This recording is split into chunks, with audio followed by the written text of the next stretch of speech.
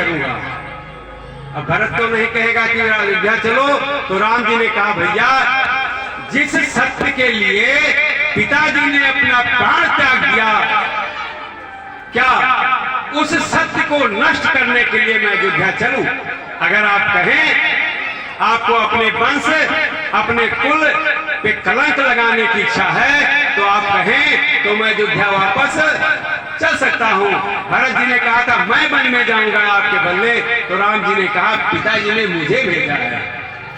अगर आप ऐसा चाहते हैं कि कलंक लग जाए कुल में तो मैं अयोध्या चलूं।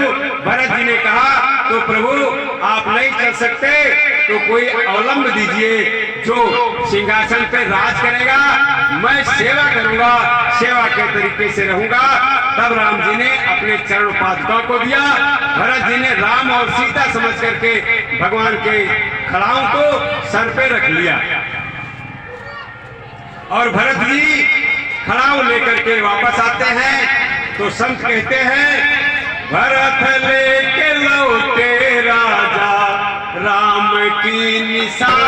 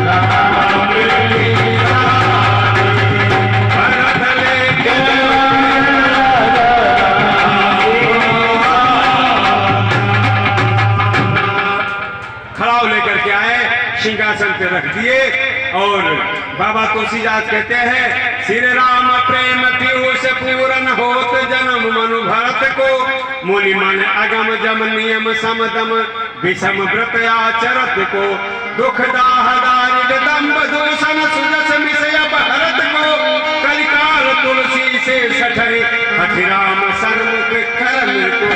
भरत जी का जन्म इसीलिए हुआ है कि भरत अपने आचरण के द्वारा जीव को भगवान के समीप कर दे। कहते हैं भरत चरित करिनेम तुलसी जो सादर सुनहि सिया राम पद प्रेम अवश्य होए भवरस बिरन।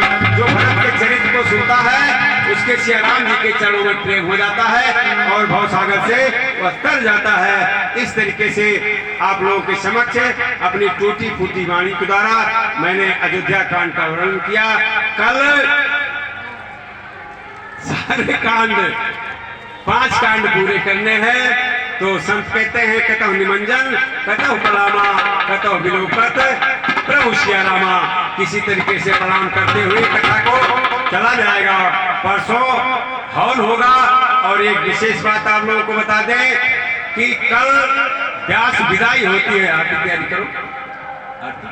जब कथा संपन्न हो जाता है तो व्यास जी को विदा किया जाता है, इसलिए कल कथा के बाद व्यास जी की विदाई होगी। अब व्यास जी रह जाएंगे तो गोपाल मिश्रा सिर्फ परसों हवन में रह जाएंगे, व्यास जी चले जाएंगे।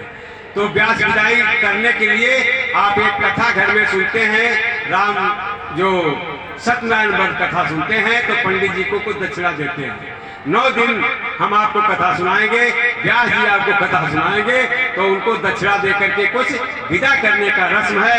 ये इसलिए आप लोगों से निवेदन है।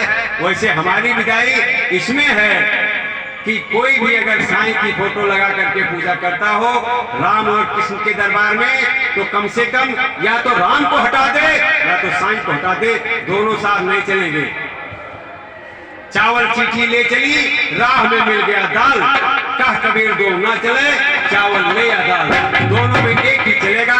क्योंकि साईं मुसलमान है, अल्लाह अल्लाह जपता था, मस्जिद में रहता था, कभी उसने नहीं कहा कि सबका मालिक एक है। उसने हमेशा कहा साईं ये सप्तशती में लिखा हुआ है, नहीं विश्वास है तो किताब मंगा के पढ़ लीजिए। साईं सप्तशती में लिखा है कि साईं कहता था कि सबका मालिक अल्लाह है। फिर भी हम हिंदू होते हुए इतने बेशर्म और नालायक हो गए हैं कि साईं को ही भगवान मान लिए। जिसने हमारे धर्म का ही परिवर्तन करा दिया उसको हम भगवान मान सकते हैं। मेरी विदाई तो इसी में है कि अगर साईं की फोटो है तो या तो साईं को रख लो या तो राम को रख लो। साईं और राम दोनों नहीं रहेंगे। सांसारिक रूप से दक्षिणा दे करके व्यास की विदाई की जाती है। बोलिए श्री रामचंद्र भगवान। आइए समय है आरती का, लेकिन आरती से पूर्व बैठो बैठो। आरती से पूर्व कुछ बातें श्रवण करते हैं। सर्वप्रथम दिन बन बना आगे स्वागत करना विधान व्यास को मैं बार-बार अपनी तरफ से समस्त श्रद्धालु भक्तों से बार-बार वंदन नमन करता हूँ। कथा सुनना तो अच्छी बात है, लेकिन इससे भी अच्छी बात है कि कथा सुनने के बाद जो हमें बताया जाता है उस बात को हम अमल करें।